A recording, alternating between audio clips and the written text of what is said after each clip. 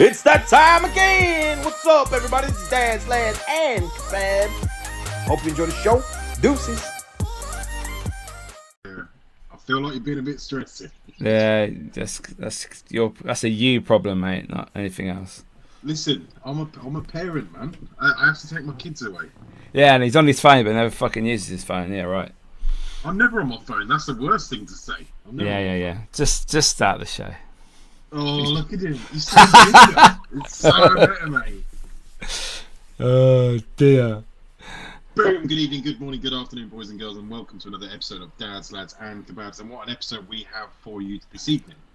Now, I want to apologise for the absence of last week. Miki was otherwise detained and could not make the episode.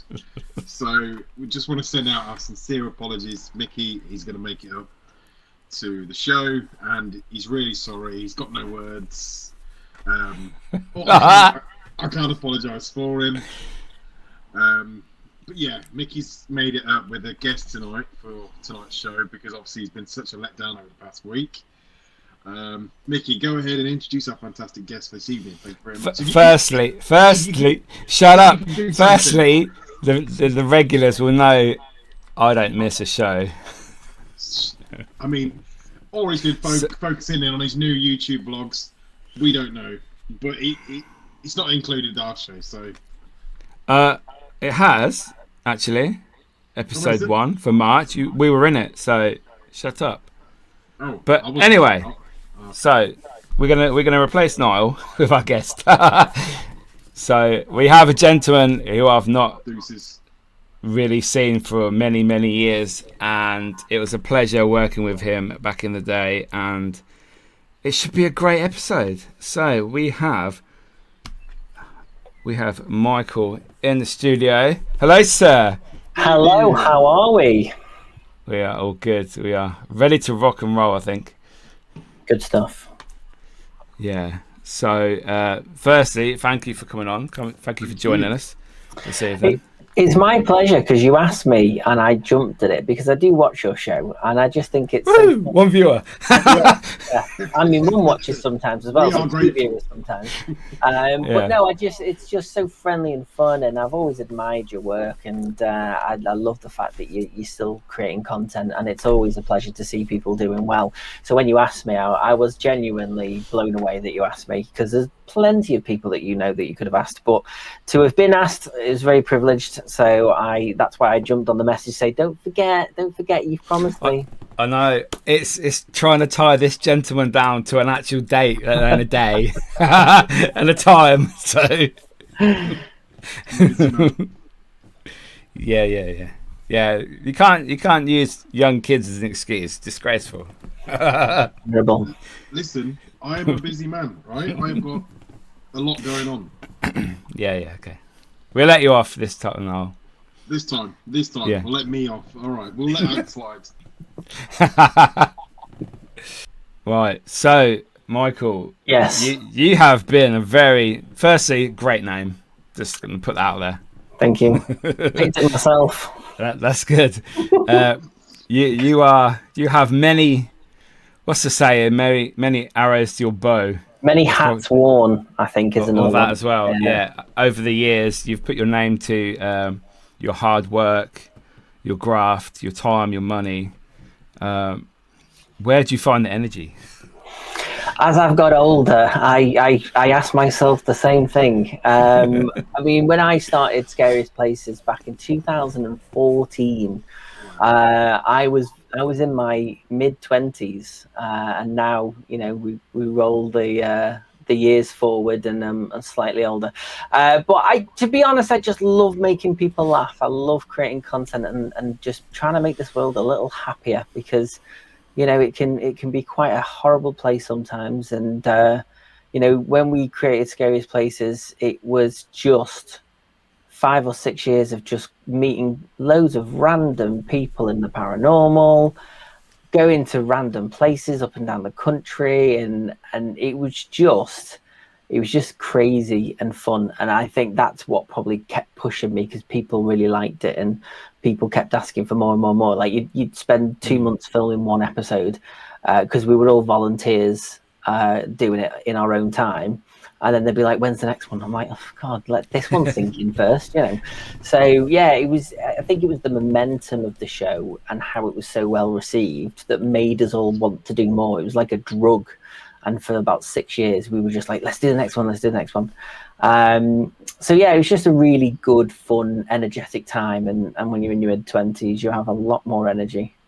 But, yeah, no, it was really good time. And like I say, I've met likes of yourself and loads of other people that have become lifelong friends, people from America, from the paranormal, and it's just it's a privilege that people enjoyed the work that we created, and it was well received.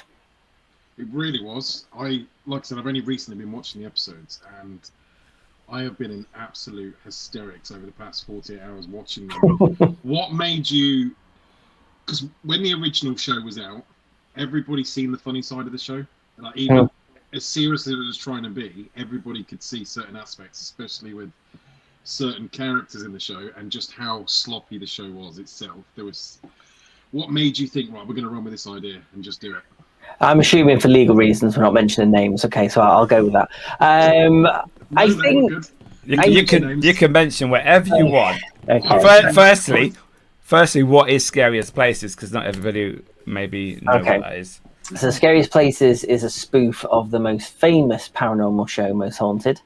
I was a massive fan of Most Haunted. You know, growing up when I was 16, 17, rushing home on a Thursday night to watch Most Haunted with a big quilt and the dogs and my sister and my mum all on one quilt, lights off.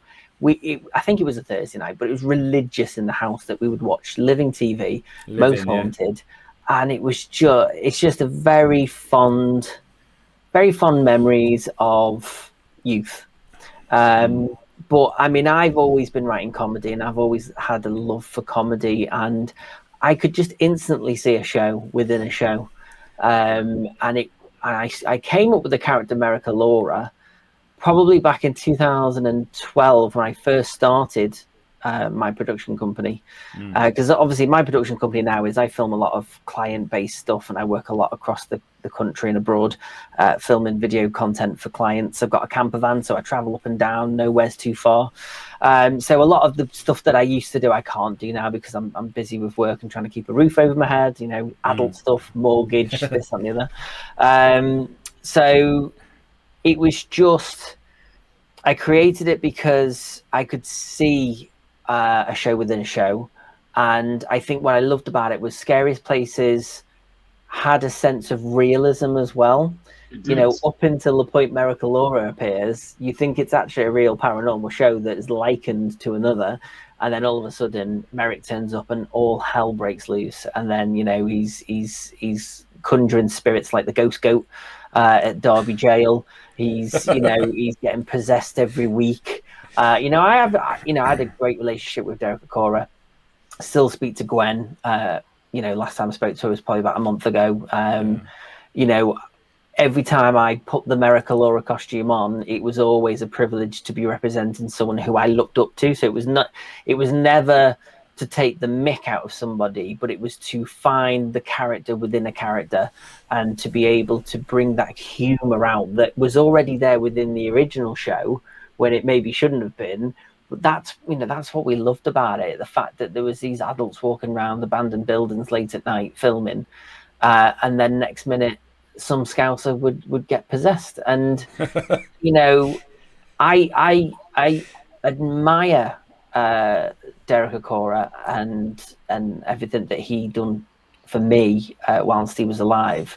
And it was an absolute privilege that I had the chance to film with Derek.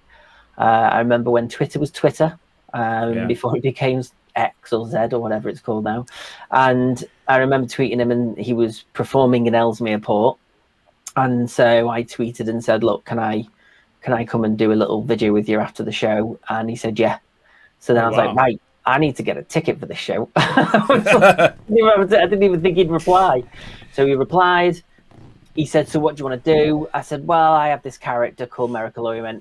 And he just instantly stopped me and went, I know who you are. I went, oh, wow. And I was like, yeah, okay, cool. We know where we are now.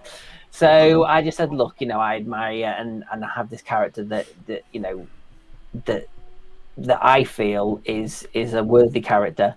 I think of Merrick like Alan Partridge. He is his own entity. Although he is likened to Derek, he is his own character. But every time I was writing comedy, I was always mindful of would this go down?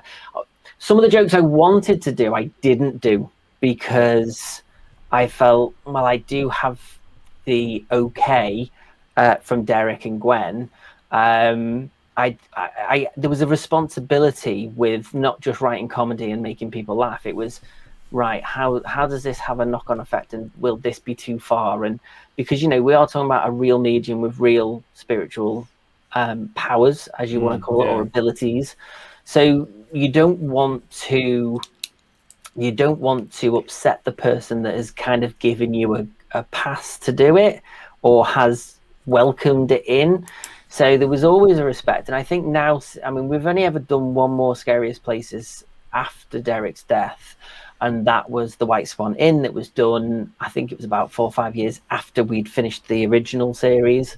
But I always, in the back of my mind, wanted to go back to it because the show did end on a very uncomfortable note. Very much like the original show, people started falling out, people started hating each other. We all know what the paranormal's like, and it's the same. It's the same in TV and film as well. And unfortunately, a lot of us have made up since. Some of us still haven't spoken since. But there was always unfinished business with Scariest Places, and I went off to do Miracle Always Ghost Towns. And then I just felt like I need to do another Scariest Places. So we did one. Probably was about 4 or 5 years ago. We did a Halloween special. Halloween, yeah, I remember. Yeah. We had to change a few principal characters, but we played on it. I mean, Annette's character has been played by 3 different actresses. So by the 3rd time we'd replaced her, we actually called her Annette Peeling the Third. So we can laugh at ourselves, and we can, at the end of the day, I would love for people not to fall out. But when you are working on a passion project, everybody wants more for their character. They want more limelight, and you can't sometimes go against the structure that was the show. No. Certain characters have certain time on camera because we had to keep to a structure of what it felt like to be filming a real episode of Most Haunted. So unfortunately it just got to a point where, and I was in my early 20s, I didn't know how to manage people and demands.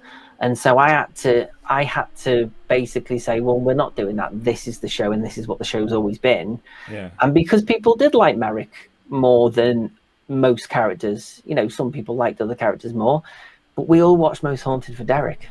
And I think if anybody says, well, I never, you're lying. Everybody watched it for Derek and Cora. And so if you try to change the show where it's not about Merrick, not that I want the limelight, it's just that was the fundamentals of the format of the show. That is why people watch it. But the other characters, if they'd have just realised that everyone does actually play a crucial part in bringing it all together, it's a collective thing that makes it funny. And I think some people overlook their characters as small characters or didn't have much time on camera, when actually without them it wouldn't have worked. No, they're all an integral part, aren't they? Yeah, exactly. Yeah. So everyone plays a part in something. But again, we were all young. We didn't know what we were doing. I was building a business. And so, yeah, if someone said to me, would you have done things differently? Probably would have tried to have managed expectations a bit more. But it's one of those things. You can't control other people. All you can do is control your own energy and your own processes and hope that people see your vision. Absolutely. Did you have any issues with your age concerning the other cast members? Like, were they quite used to these sort of roles, or were you all first timers? Or well, the thing, I've always been a trained actor. I studied acting at a very young age. I'm a professional actor. I'm part of the Equity Union. I have done professional work. I built a business on being an actor. I only built a video production company to make films for myself. And, I opened that up to other people getting involved and having parts as well. So I never saw it as it's my show, this is how we're doing it, it's all about me, although that probably transcribed in some people's minds as that's what it was. It was, well, I've bought all this equipment, I'm driving people all over the country, this is what I want to do, and I'm opening it up to other people to share that success, because it was a successful show on average. I mean, back, when it came out, on average, a show would get about 2,000 views. To me, that's success, That's good. And then to get people playing cameos, Richard Felix, Phil Wyman and Sarah getting involved. Yeah. These people don't just get involved if they thought it was rubbish. It had its place. And I think if we'd have I think the problem was most people weren't actors. Most people were friends of friends and friends. Some people probably, I don't know, there was probably a mixture of loads of different things, but I've looked back at the episodes recently and I think they've aged well. I think they do generally look like old episodes of a real show. Yeah. But it was the show was never designed to have a go at anybody or to make anybody look stupid. It was just, we love the original show and we just want to experience what that life would have been if we'd have been doing it. That's all. It was more of a respectful thing. But again, I can't control what other people think and other people's actions, but great time in my life. Really enjoyed it. Met loads of people. Appeared as Merrick at quite a lot of paranormal shows, and yeah, I wouldn't change it for the world. And the fact that it ended in the way that it ended is probably quite fitting, given the original show ended in a similar way. So from what we know, I mean, I don't know much more than what anybody else does as a fan. You can only go off things that you've read or things that you've heard, or But yeah, it was always done with love.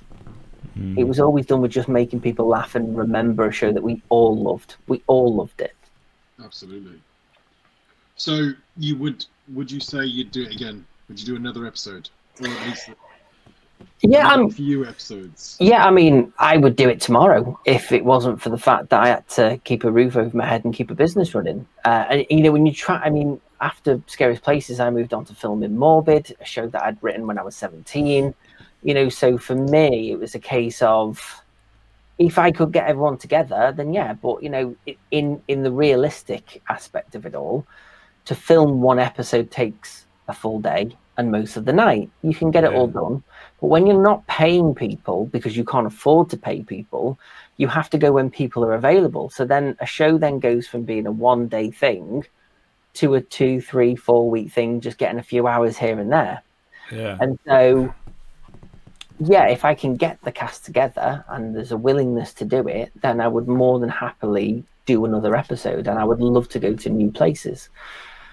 So yeah, it just comes down to people's commitments, and obviously when you're not seeing people on a weekly basis, you kind of grow apart. So, and I did walk away from the paranormal after Scariest Places because I just had enough. I think it can completely drain you. I mean, you go with the right intent to just want to help people, and then you get stabbed in the back so many times. It's like, I'll just not do this anymore. So when Scariest Places ended, I walked away, because it wasn't just Scariest Places. I'd worked on other projects, Mickey knows, and Haunted 7. Yeah, and I put my heart and soul into it because I really genuinely believed it. And then next minute I was out, and that's fine. I look back at it now and go, okay, whatever. But people fell out with me for no reason, and I was like, I filmed it all. I just wanted to be a part of it, and then I was the one kicked out of it. So, but you can't look at life and regret things that happened. It happened, and I learned something. And that's that. But I would love to come back with a real paranormal show, but I just think the format is so hard to create because of just the way AI is today. Like, how can you prove a ghost exists with AI and fate and exactly all this face the stuff where they change people's faces and stuff, deep fakes, and that's it. How can you prove that a ghost exists? And ghosts, again, are not stupid. They know exactly what's going on. When we filmed Scariest Places, we filmed in real locations. Things would happen when I was asking it not to happen. So we were at Derby Jail, and there was banging coming from underneath the floor. And I was like, "Can you stop? We're trying to film." And it was just getting louder and louder and louder. And it's crazy, isn't it? Like, you know, if you died tomorrow, you'd still have some conscious of who you are as a person. You wind people up on a daily basis. I wind people up. I like to have a laugh and a joke. You would carry that through, I would assume, because your spirit is your spirit. So they're not stupid. They know they don't want to be a trained monkey and poke dance monkey dance. You know, it's one of those things, and I think we'll never really get we'll never be able to prove that ghosts exist. No, not unless it's beneficial. Anyway. No, not unless it's beneficial for whoever, the science community or whatever. But the paranormal world just seems to be expanding every year. Like, there's so many shows now that are just everywhere, and it's put in people's faces, and people enjoy it. I think there's definitely something in walking around an abandoned building and filming it, but I think there's just too many screams and running away from something when it happens. I mean, when I remember we were at the Block, Mickey, I'd been there a handful of times before, and that place really was haunted. There was definitely stuff there. That top level, and when you heard stuff, I don't know about you, but I would just get an adrenaline and want to run to it. Yeah. You know, and there is an adrenaline that comes with it that makes you want to see more. Yeah, it's scary. But I mean, I wouldn't have gone up into that top room, into the attic on my own. But I think the problem is you ask for a ghost for half an hour and then you get some activity and then everyone runs. And it's like, oh, come on. That's the point. You know? Yeah. But yeah, there is a format out there. I don't know what that is, and I've been racking my brains for years trying to think if I was to do a show, it would have to be something that was completely different. But I think, like, you know, you've both said, there are so many people out there now doing stuff that there are so many different styles of shows. And there are so many shows that give other things a bad name. So I don't know if there is a format that can revamp the landscape of paranormal television. I've always thought that I think you'd have to get the public involved. Not necessarily on the hunt, don't bring them on the hunt, but to get them involved where you go in, location. Obviously, you'd have to film that separately, try and get the location in the first place. But you could, like we did with Haunted 7, that was, we went randomly around the streets to try and find some people to go on a ghost hunt with us. Obviously, we had the location ready and waiting. But something that sort of idea, that's not really done. So no, and that had great potential. You know, I was so proud of that pilot, and it was so good. And you're right, it just takes. It's not even just completely redesigning a paranormal show. It's just finding some aspect that gives it that authenticity. So getting people off the random street, but then again, you'll always have people say, "Yeah, but the setup you've asked them previously." You know them. This is the problem. I don't know how you would actually physically try to prove authenticity with paranormal, because 10 years ago you'd struggle to find that concept. Now with AI and CGI, I don't know. I don't believe anything I see on the news anymore because I don't know if it's real. Right. You know, is it? You know, so I think paranormal shows, AI has not helped paranormal shows in the slightest. No, not anymore. That's a great idea, though. People off the street, you just going up and that is a brilliant idea. Yeah, it worked. It did work because they actually, the girls, there was 2 girls I think, and they actually did come back and they did do the paranormal show. Yeah, it was a case of I went out into the street with some other people, and the questions like, "Do you want to go? Do you like ghosts? Yeah. Do you want to go on a ghost hunt tonight? Get in the van." And it's like, for fuck's sake, it's like, no, we had the van. It's like, do you want to come to this location tonight when it's dark? And it was. How we got them, I don't know. I think because you had a film crew. I think if you that helped. Film crew, that would have been a completely different, a different story completely. There's definitely something out there. I think more. I mean, I think when I look back at watching paranormal shows when I was a kid, I think the main thing that I really enjoyed was the build up of the story, who the ghost was, what rooms they haunt. And you know, and then you've got like all the lights outside glaring in with like blues and greens, and you've got like smoke haze machines, and you've got presenters walking as if they're floating and talking all spooky. Like that's, I think that is what people loved. It was the ghost story. And then the last 20 minutes of the show was people screaming for 20 minutes in night vision. I think that then, I think if you can try and figure out a way of playing more on the actual ghost story, because people like ghost stories, if you can do something with ghost stories but somehow still set some kind of paranormal activity up.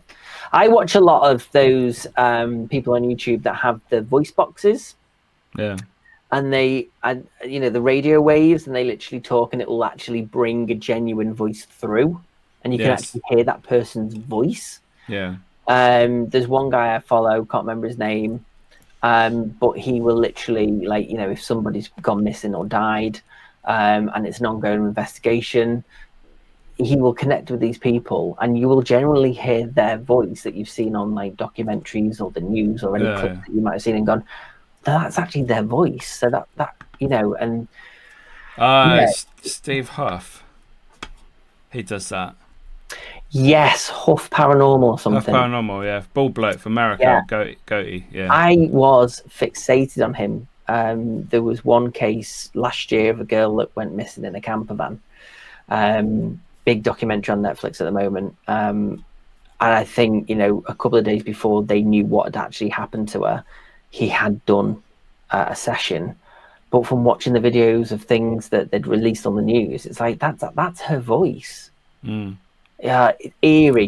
but fixated on that kind of stuff. So I think he is a very controversial figure in the paranormal. I can imagine he is. He does it so, like, Michael Jackson will die on a Monday. By Wednesday, he's doing a spirit box video trying to talk to Michael Jackson, and it's like, give him time to rest. You know. It depends how you feel about it, that's all.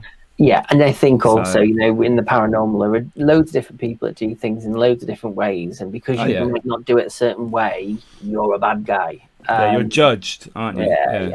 Yeah. But, you know, that happens in acting. That happens in the film industry. That happens in any industry. But never have I ever felt such a negative vibe in a paranormal world, to the point that this is probably the first thing I've done since Scariest Places where I've actually come on a show and talked to somebody in that field. It's toxic. It's still toxic to this day. Yeah, I can imagine it is, and I can't see it changing. You've just got to protect yourself and just stay within your own lane. You're always going to be up against people that think they're better than you. Is it really like that? Is it really that? Is it really that? Is there no mutual respect of? No, not really. Not unless you're friends, and even that can change. You can think someone is absolutely a genuinely nice person, and then the next minute, you're the bad guy. The amount of people that fell out with me, I know that. Because I wanted to write comedy. I was coming from a comedic comedy, filmmaking, acting part world, walking into a paranormal world because I wanted authenticity within the script. So there was no point filming in non-haunted locations. I wanted to mimic a show that felt real, because the realism is where the humor then really does come to life. It's like Lord of the Rings, Hobbiton. They spent most of the budget on Hobbiton because they wanted it to be so realistic that you would genuinely feel that these hobbits were going to do this journey just so they can come back home. If they'd have just CGI'd Hobbiton, you wouldn't have been as invested as an audience. No, so the realism side of being in places that matched episodes we were spoofing, that's what gave it the realism. So when the humor came in, it amplified the humor because it felt so real. And so you mixed around those two things. And that's, I think, that's what made the show so uniquely unique. Well, I don't think anyone's done really a Most Haunted spoof. And if they have, it's definitely not as good as yours. I think there's been spoofs, but it's... Most Farted. I remember watching Most Farted. Yeah, there was Most Farted, and then there was I think was that the Saturday Night Live one? Yeah, I think so. Yeah, Saturday Night Live did it. There have been spoofs, but not to the extent. Like if you watch the Derby Jail episode, that practically was pretty much identical to the original. I remember Richard Felix saying, I feel like I've gone back 10 years. This is bizarre. And then when our Annette Peelding walked in, you should have seen his face. It was like, and we got everyone sitting in the same seats. We practically mimicked the same conversation. That was the only episode that was as like a true episode. The rest had its own format, and the rest kind of followed its own narrative and its own story. But we did want to make one that was as identical as we could without copying too much. So we still did things in our own way. But yeah, we only ever did it out of love and just wanting to make people laugh. You know, we gave our time. We paid our own fuel. We paid for our own costumes. We did it because we just generally wanted to do it. We didn't do it to upset people. We just wanted to create something that people enjoyed. But no, we are the unofficial spoof of the show because we've had so many cameos from it. We were meant to get Leslie Smith, but because the show was going through the turmoil, there's an episode of Scariest Places that was half filmed from 10 years ago. I can't do anything with it because obviously you don't film it in order. But Leslie did say to me about 5 years ago, come back and refilm it. But then sometimes you let sleeping dogs lie and just move forward and create something else. And I think that's why I went on to Morbid, because I had to get away from the paranormal. And it wasn't just Scariest Places. It was just other things. I just felt like I felt hated when I'd done nothing wrong. I just wanted to create something. Who did you feel hated by? Well, you know, I'm not one to bring up names, but, you know, obviously we worked on a project together that I felt like I hadn't done anything wrong. I was just very young and very naive and was very trusting. And, you know, you're the only person from the cast that talks to me. I got kicked out of that as well, by the way. Oh, did you? Oh, well, there you go. We'll get badges. We'll get a little badge. We'll have our little "we got kicked out" club. But no, I think when you're younger, I mean, obviously that wouldn't happen to me now. I'm not saying I wouldn't get caught out with someone manipulating me. I don't think anyone did anything to hurt me. I don't think the intention was, but I think my look at it was, he's got a camera, he's good at filming, we'll get him to film, and after that we'll move it forward. Yeah. But that's a naivety, and I have to put my hands up as well, and I put myself in that situation without thinking. So you can either look at it as, oh, the world's against me and I didn't deserve this, or you can go, well, do you know what, I should have maybe protected myself a little bit more, been a bit more cautious. But then you only become cautious when bad things happen, because it makes you the person you are today. Absolutely. So never regret the things that don't go your way. But yeah, pretty upset that people fell out with me when all I did was give up 2 nights filming and then however many weeks editing, you know. But it's a shame because it had potential, and what people don't realize, and this goes back to Scariest Places and anything else that I've worked on, in the filmmaking world, when you are creating something, you are never the only person that can do it on your own. It takes a collective of talented people like yourself and like the presenter and like the directors and the writers. It takes everyone to create something good. And when I filmed Morbid, I made sure that everybody had transparency and that everybody knew, I'm the writer, I will listen to people, but this is the script. But the difference is with Morbid, I took actors on. I took people that just would get a script, learn the script, perform the script. I think that was the major difference. When you're dealing with people that aren't actors, haven't had any training, and then expect the world, it's like, well, hang on a minute, that's not your job. Is to learn lines and perform them and then go home. Yeah. And I think I definitely ran Morbid a lot better than I did Scariest Places. I didn't have any arguments on Morbid. I actually loved Morbid. I could see that as a proper show on the TV, on BBC back in the day when BBC was good. Yeah, totally agree. Definitely. Yeah, I totally agree. And you know, obviously I haven't given up on Morbid, but again, trying to run a business is, you know, that takes most of my time up. But there are still conversations going on. The script has been rewritten again to a drama, so a bit more like Afterlife. Okay. So it's been updated because obviously that was written when I was 17. So we're going back to 2007.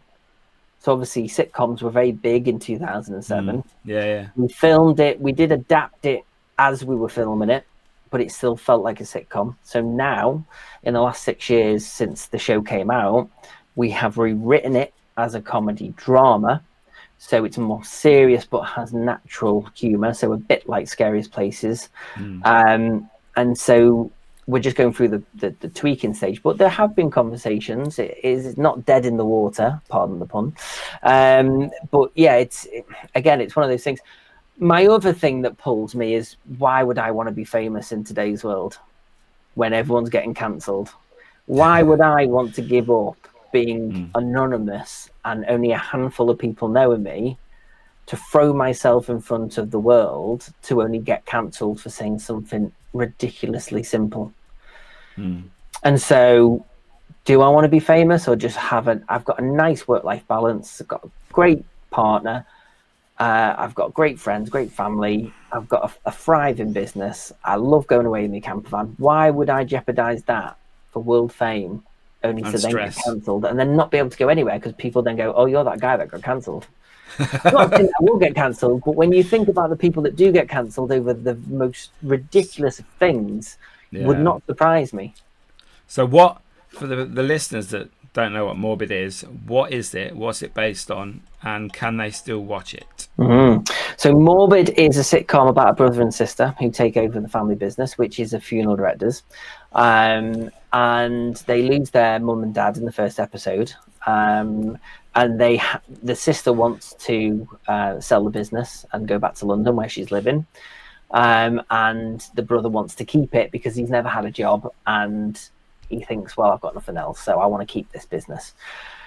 The two original owners, Jeff and Colin, leave because they don't want to work with Mike and Ashley, the brother and sister, because they think they're idiots, and they are. So they go and form a rival business across the road. And then Michael is tasked with taking on two more candidates. So they take on Elric, who is a new age, I can speak to spirits type, Merrick type character.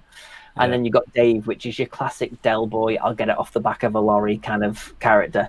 So the four of these have to run a professional funeral directors that has a great name, and how they kind of ruin that name over the series. We have literally ideas for 25 episodes, which is 4 series and 1 Christmas special. Wow. We haven't written the scripts, but we know exactly where each character goes, what they do, who's in, who's out. And usually when you have an idea for a show, nobody really has that much information. But granted, I started this in 2007. So yeah, I've got arcs for every character. I know what everyone's doing, and I know when it ends, and there's no more after that. So it's literally four series, 1 special, done. That's it. Sounds a bit like The Office or Gavin and Stacey. You could be onto a Pretty winner much. here. Yeah, pretty much. It's I mean, that's the problem with television. There's always a demand for more, and there's always people throwing cash in your face saying we need more, we need more. But I always think, although I loved Only Fools and Horses, should they have lost the millions? Could we have lived life without those 3 Christmas specials? Oh, yes. You know what I mean? I just think they should have won that money, and that was it. And finished it on a high. Yeah. But don't get me wrong, like I think the Batman and Robin one came after the series, didn't it? I think. Yeah. But that is a classic episode.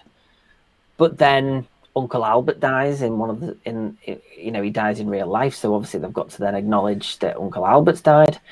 Yeah. I could have lived without those specials after the series had ended, but still in some way thankful that there were more to watch. Yeah, because the series finished, didn't it? And then they had the 3 Christmas specials, which is obviously the Batman and Robin one, or maybe 2, and then the one where they won the money. Then a few years later, like 5 years later, they did, was it 2 more? And they went to France for Uncle Albert's war thing. And they weren't that good. The problem is, like John Sullivan said, the only way you could bring these characters back was to put them back into their original situation, and that's broke, no money. You couldn't. Nobody wants to see the Trotter family with money. Do you know what I mean? Boring, isn't it? They didn't. In comedy, there is a third wall, and if you break through that third wall, or the premise of how you start a story, there is an end point. So with Morbid, there is an end point. Once you break that end point, it's broken. It's you've ended it. It's one of those things. You can't do anything more with it. So obviously they broke that. It was always about this time next year, Rodney, we'll be millionaires. The minute they were millionaires, that's that wall broken. Yeah. You know, but demand in television, it's unfortunately, and this is the same with Most Haunted. You know, it became so famous and so well known and was so successful. The demand for more activity, more activity, more activity. And when any paranormal show becomes well known, there's that demand. We need more, we need more, we need more. And that's when shows then start to change to cater for the demand rather than the originality of what it stood for and what it was. Unfortunately, they all go down that same route. They end up faking it. That's television, because we as consumers demand more and more and more. Like I said before, we'd spent 2 months putting one episode together of Scariest Places. People watch it, and within an hour of it being released, they're like, when's the next one? It's like, wow. This is why I hate it when people binge watch Netflix, like when you watch The Crown or something like that. That's taken them 6 months to put together. I don't even skip the introduction, because that probably would have taken 2-3 months to have created that opening scene. So when Netflix says you want to skip, I'm like, nope, we're not skipping. Someone's worked hard at this. I want to watch. But that's because I see it with filmmaker eyes rather than, you know, I watch things and look at lighting, composition. I'm always looking at things in a very different way than the story itself. But yeah, when people binge watch The Crown in one night and they're like, oh, when's part 2 out? It's like, oh, God, you know, give it a break. There's probably loads of things you've missed by just churning out the next one and the next one. Why do you think they do that? Why do you think they don't stagger release? I know people want to binge watch it. And demand, isn't it? It's demand. Like, obviously, you think about when we were kids, when we were our generation growing up, we used to have to wait every week to watch Baywatch. Do you know what I mean? Noel's House Party, Gladiators. We had to wait to watch these things. There was no record it, I'm going out, I'll watch it when I get home. It was, if you're not home, you don't watch it. You don't see it. No. You know, so, you know, our generation gets that. But I don't think the attention span of people now, I think people would not watch something so that then they could then binge watch it once they were all released. Because I know that with The Crown, they released the last series in 2 parts. Because obviously they didn't want people just binge watching it all. But people in demand, it's they did that with Bridgerton and Cobra Kai as well.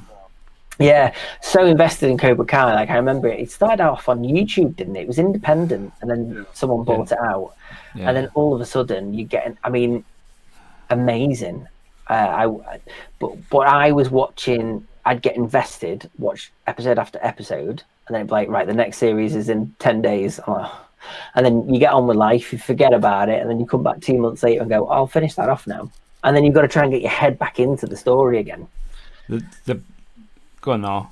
But that leaves such a gap in the market of people that come in and they just have to keep producing not as great quality material, because it just keeps coming and coming. Because I've just binge watched The City Is Ours on BBC. I've binge watched it over the past 2 days. Yeah, and I love which is literally filmed 10 minutes from my house. Is it really? Oh wow! It was all filmed on the Wirral. I live in Cheshire, but the Wirral, literally, I'm a mile from the Wirral, so it was literally it's all on the peninsula and Liverpool city centre. Love it, and it was such a great show. But I was like, oh, I've finished it now. I'm gutted. Like, I want more of it. And again, like you said, but now I've got to go and think, right, well, what am I going to watch now? Is it going to compare to that? I'm going to think. There was a German program called Dark on Netflix that came out 4 or 5 years ago, and it's about time travel. It's about alternate universes. Really, really, really good. Basically, the first series was just like you were just left going, what the heck? Where the hell is this going? I think it took them about 10 years to write, or something like that, or 5 years to write, and then. Obviously, it went out, did really well. They then had to write a second series in the space of 6 months. Then they had to film it. And then the third series, they gave them less time.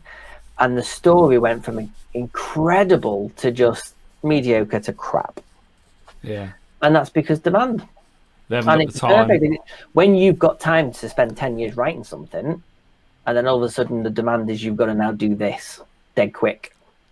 You know, it's quality over quantity, isn't it? And that's the problem. The demand is always like people's attention spans. I teach this every day with my business. TikTok. Constantly telling people that, you know, if you don't get someone in 3 seconds, then what's the point in creating a video? You know, and that it's so cutthroat now. It is so cutthroat to try and create engaging content, because so many people have mobile phones and so many people are creating stuff on their own. And the most things that work is the rubbish that you watch and go, why is he doing that? You know, these idiots that run around streets just picking on people for no reason. That's what trends. Yeah. Not the guy that spent since 2007 writing a sitcom. some idiot running around LA banging a drum and hitting people. Like, this is the problem. Have you ever thought of making clips from Morbid? Little minute clips of certain scenes to put on TikTok to see if somebody will grab it?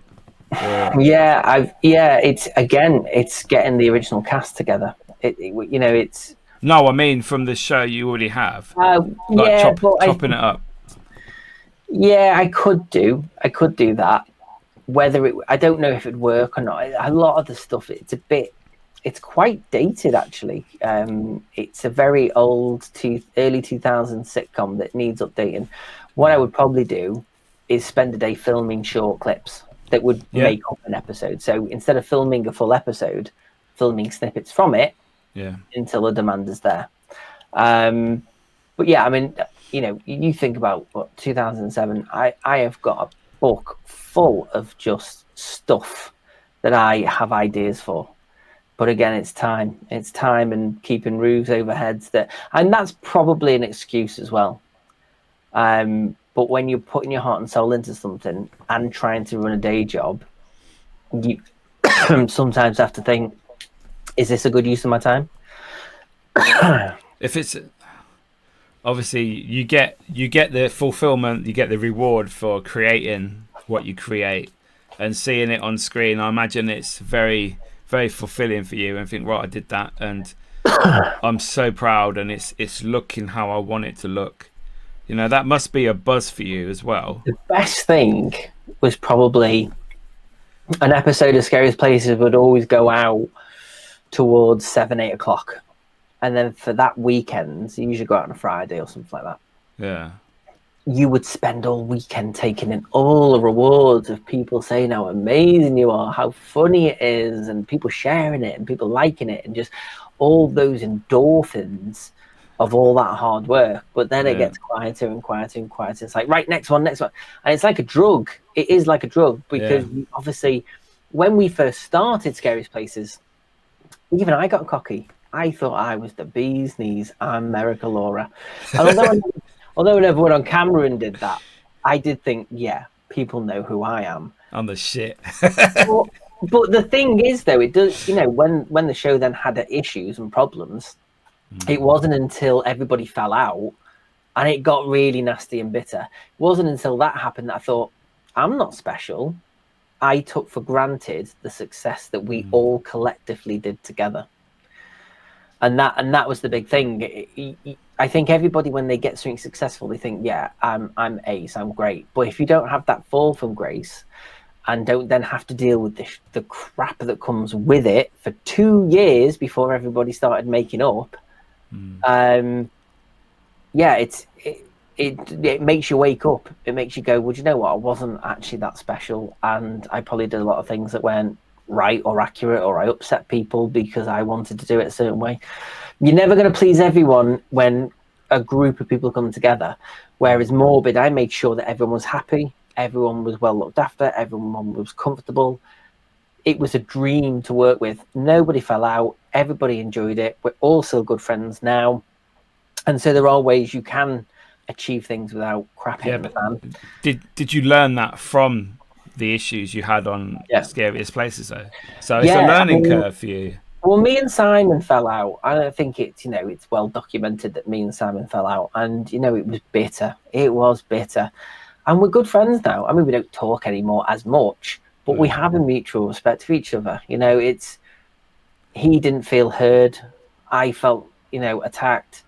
But, you know, the door was always open to sort things out. And yeah, we don't talk much, but we're friends on Facebook now, and we'll wish each other happy birthday. And there's a mutual respect, because at the end of the day, we both loved what we did. It's just two different people had two different views, and other people were coming in with their thoughts, and then there was a division between everybody. And I've never actually ever spoken about Scariest Places. This is the first time. I didn't even expect to talk about it tonight, but you got an exclusive there. But like I say, everyone that was involved in Scariest Places will have their opinions of me, will have their opinions of how it went for them. They might go, he's lying, he said.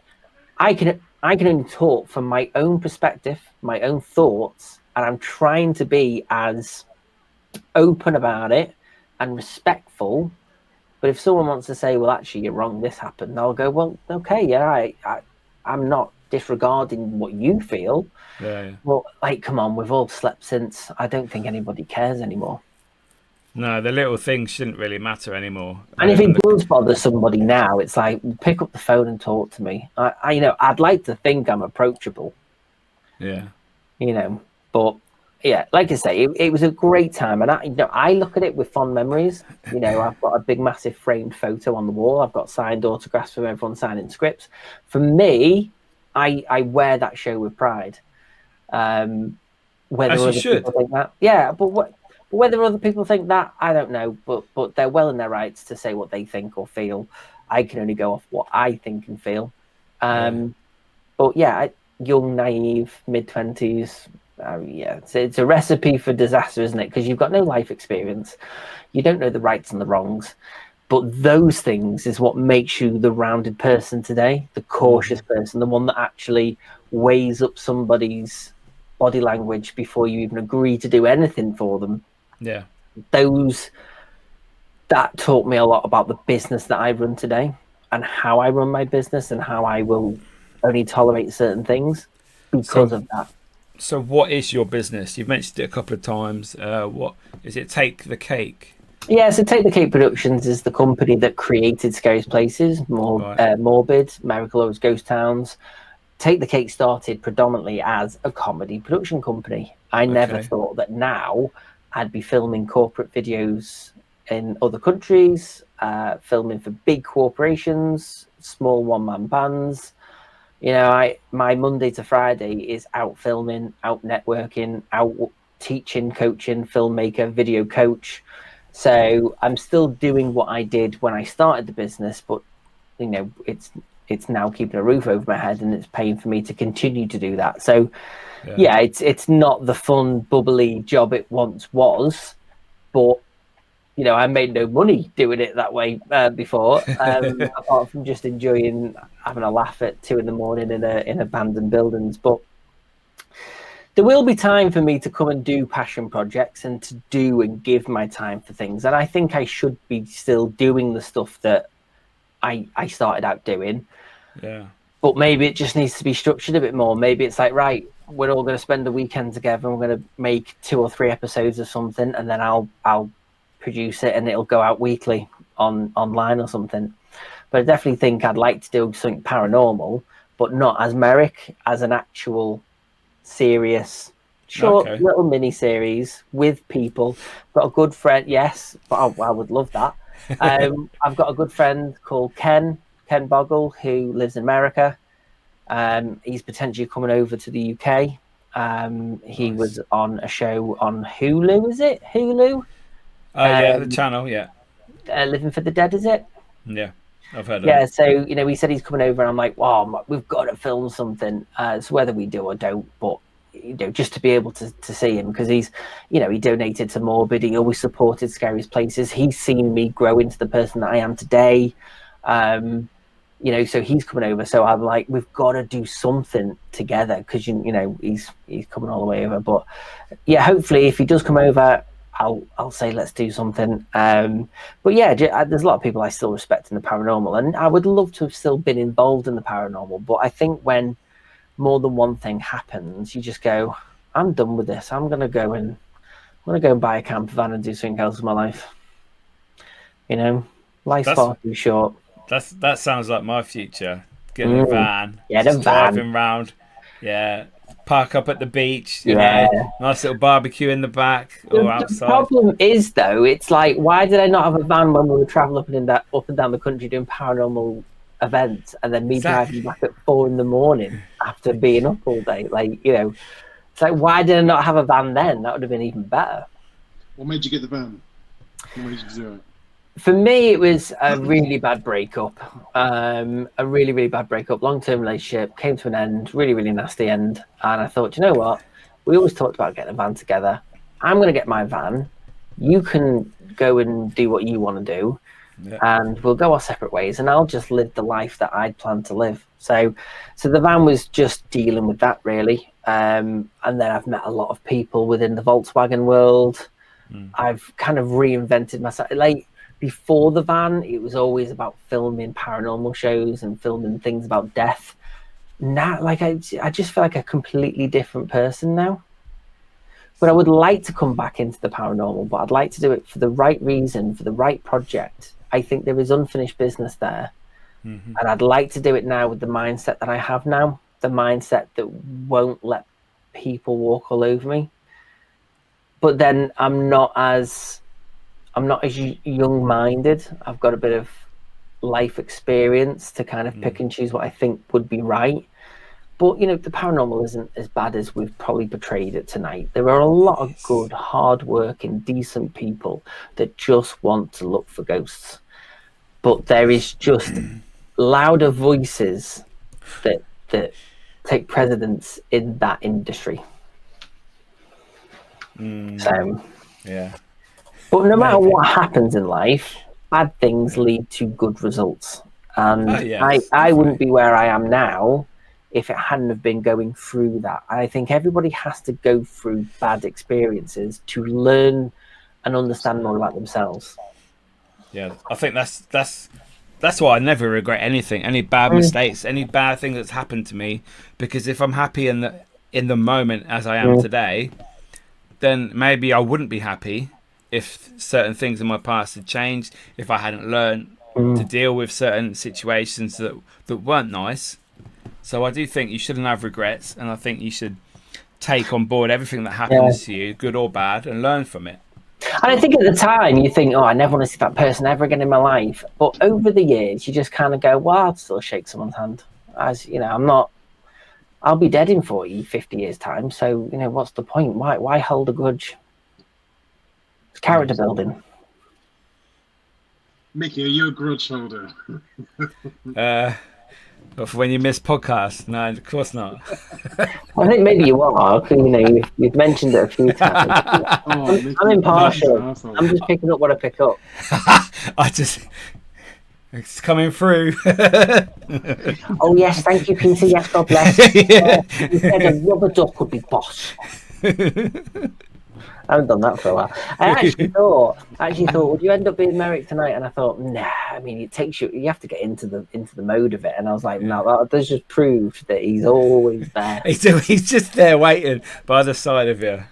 Yeah. I think one thing you said at the start of the show was that show was our nostalgia, and I think when you said it, it really resonated with me. The fact that when I used to get home, I remember I used to record it on Sky Plus, and I'd have friends come over and we'd sit and watch it. And I think it was some of the live episodes where just Derek could just go full possession. It was the live episode, yeah, you're right. And I think you knew when alive, because they would always at the solstice, there would always the Halloween specials, and it was always that time of year when it was freezing cold outside, the leaves would come down. It was ghost night. It was nostalgia for us, and I think as we get to an age now, certain things draw us back to that era and go, oh, that was a good time. That was a time we didn't know was good, but it was a good time. We were all young kids. We were all like the Goonies back then. You know, it's just like no mobile phones, no Instagram, no online trolling. No. Good time. You just got bullied in school between the hours of 9 and 4. God, wow, we're old. But you're right though, because before Scariest Places, there used to be, before Most Haunted, there was one called, what was it called now? There was Strange But True that used to be on, I think it was ITV. And then there was Scariest Places on Earth, and it had the girl from The Exorcist, Linda Blair. She was the presenter. Yeah. I think it was called Scariest Places on Earth, and that's where the name Scariest Places had come from. There was also a show with Michaela Strachan that used to go around the UK talking about ghosts. Was that Ghost Watch? No, that was Sarah Green, wasn't it? Well, yeah, there was a lot of stuff before the Most Haunted era, but what I loved about Most Haunted was just in series 1, 2, and 3, it was just the locations. You had Chillingham Castle, and I stayed at Chillingham Castle. I literally was there about 3-4 years ago, and I stayed in the room where Derek got possessed in the 4-poster bed. And just being able to be at Chillingham Castle, it's like, oh my god, like I dreamt of coming here when I was a kid. I'm now staying the night with 5 other people, hiring out half of Chillingham Castle. Remember, we'd actually gone up to the roof at 3 a.m, and it was literally pitch black. We were on the roof with all the stars around, and I was like, how mad's this? I'm literally on the roof. I shouldn't have been on the roof, but I was on the roof. We'd found a door that was open. They were like, don't go in this room. And we were like, oh, there was like this big, massive, like curtain, thick red curtain that hid these steps. So we were like, let's go up here. Great idea after having a few drinks. And we ended up on the roof of Chillingham Castle. 3 a.m, stars out, thinking, isn't this just just an amazing experience to be in such an old castle that's haunted as hell? You've got a few of your friends there, and you're literally 3 a.m, just sitting on the roof of a castle. It's things like that I miss. It's those experiences where you would go to a paranormal investigation. You would have been invited because you were either America Laura or people knew you and wanted you to come down. And you do have that kind that you feel like a little celebrity. And then you go and people go, oh, I love Scariest Places. That was actually like that little taste of fame. But I wouldn't want national fame. Oh, no, not anymore. Not anymore. A little bit. A little bit, maybe.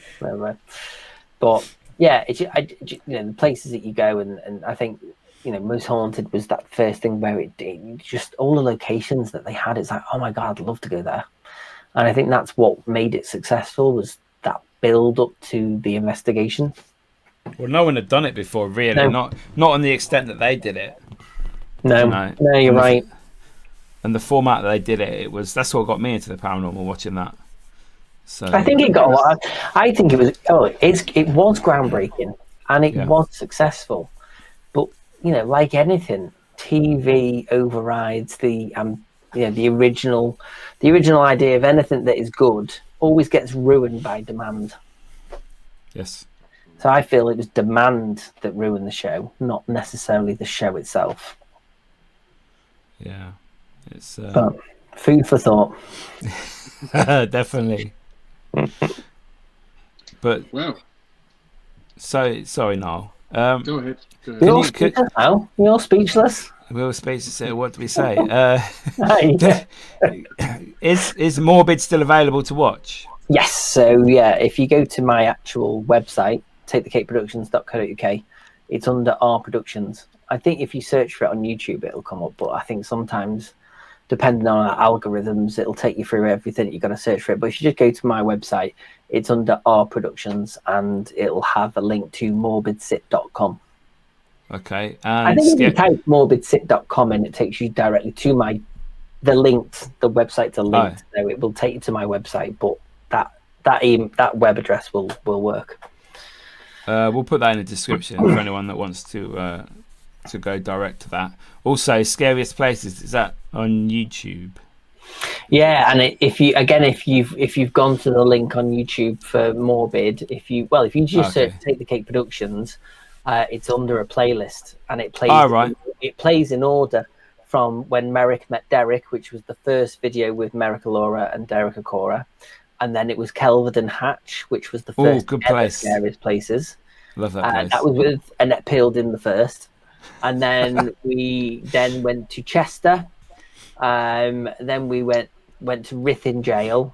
It's funny actually, my girlfriend lives around the corner from Ruthin Jail, so every time I come out of her house I can see the jail. Literally I can see the top of the jail, and I always think of Scariest Places, that episode we filmed. It's calling you back. Yeah, and then we went to Chester. Well, it was funny, the first time I stayed at hers, because we've been together a year now, no word of a lie, there were ghosts in her kitchen. I could feel a presence in her kitchen. Yeah. And I was saying that, I mean, my girlfriend's German, so she doesn't always understand my humour. But she thought I was like making it up. I went, no, there's ghosts in your kitchen. I could sense it, but I haven't sensed it since, because I was like, go away, go away. You know, and you put a protection up on your house and stuff. But no, never felt anything since. But that was the first thing I'd felt since I stopped doing paranormal stuff. Because I used to hear things. People would come into my bedroom. I could feel a presence in my room, then it would disappear, and tappings and bangs and stuff. And then obviously I walked away from it all and closed all my chakras down and stuff. And I just never felt, sensed, heard anything since. Even when I tried, I couldn't feel, sense, or hear anything. But that was odd. So every time I walk out the front kitchen door, I can literally see the jail, and it's calling me every time. I'm like, ooh, you know. But that was a great episode. Then we went to Derby Jail. Then we did Pendle Hill. Then we did Warwick Tudor House in Warwick. And then 4 or 5 years go by, and then we do the White Swan Inn, which was the Halloween special, literally 10 minutes from my house. So yeah, but I think there will be another Scariest Places in me at some point. But again, it's just getting everyone together. Can I make some suggestions of who's in it? You can be in it, absolutely. If you need a bald man, I can be Stuart. Yes, yeah, because I used to play Stuart. I used to have a bald cat. Like, what then? You what? You know, so I used to play him, but then towards the end, I kind of stopped like adding that character in. But yeah, I mean that 100%. That is your part. Thank you. Absolutely your part. Also, you should get Phil and Sarah in it, Richard in it, and Kieran O'Keefe in it. Do you know what? The Leslie Smith is what I still wanted to get Leslie in it, and Kieran O'Keefe. Yeah, I've got Kieran on Facebook. He's a very busy man. But yeah, I'd love to have those two in, and that kind of completes the set. Yeah. So Leslie Smith and Kieran O'Keefe, they're still on my to-do list. So maybe I do need to do at least 2 more episodes just to get them in. Because I still have loads of ideas. I think they'd be up for it. Kieran, I struggled to get Kieran on my podcast, my Ghostal one. It took a while to get him on. I got him on last year. Well, I tell you what, yeah, go on. He's always up for new ideas, new things. He just loves ghost stuff, and I'm sure he's seen your show. Yeah, because he's on my Facebook. So he knows. He probably doesn't remember me that much now, but I see his stuff all the time. He'll know America Laura is though. Come on. Of course. But I always message Gwen and say, I'm thinking of doing this. Is this okay? And she's like, yeah, it's fine, you know. But I just think there's always got to be that respect, because obviously Derek's not here anymore. And it is different now he's not here. I don't always feel comfortable doing it anymore because... No, I was going to say that. You know what I mean? It's very strange, because obviously when Derek was alive, you knew, well, he's alive, he'll see it, he'll find it funny. But now it just feels so different. But yeah, whatever I do, I always make sure that Gwen's in the loop and she knows. And anything that I do, we'll always try and raise awareness for the Pathfinder dogs and stuff. So whatever we do, we'll always make sure if they request us to do anything to help with that, we will. That's really nice. Well, you know, Derek didn't have to help me. He's successful in his own right. He didn't have to help some random lad from Ellesmere Port, but he did. He did help me. He supported me, and for that, I'm forever grateful for what he did. And don't forget, at one point, Derek was probably the biggest paranormal celebrity in the country. Yeah, easily. So. He was. Yeah, and just to have been able to have worked with him, to have been able to meet him a few times, and to talk to him and be able to, you know, the fact that I can still speak to Gwen now, like that's a privilege. Yeah, it's nice. Because, you know, the reason why I did the show is because I had such an admiration for... Everybody loved the show. You can't deny it was the best paranormal show in the country, if not the world, when they started tapping into America. You know, you can't take away or deny that they were fantastic. And that's what makes the paranormal today, built off the success of Most Haunted. Yeah. You know, but everything has its day, unfortunately. thank you for joining us on tonight's show. Thank you for coming on. It was one of My pleasure. It's actually been great to obviously meet you and talk to you about Likewise. And you can come on the show as well, it's an open invitation for both of you. Absolutely. Yeah, we could go up there. Yeah. Or wherever we're going. Lads and Kebabs on tour. We'll bring a Volkswagen camper. We'll bring the kebabs. We will certainly do that. Yes. We'll do that. I like it. But yeah, thank you for coming on tonight's show, and obviously, you're gonna put all his information. Yes. In the link. Yeah. It's Michael, Mickey, not Michael. Michael. That's my real name. Michael. This is my name, man.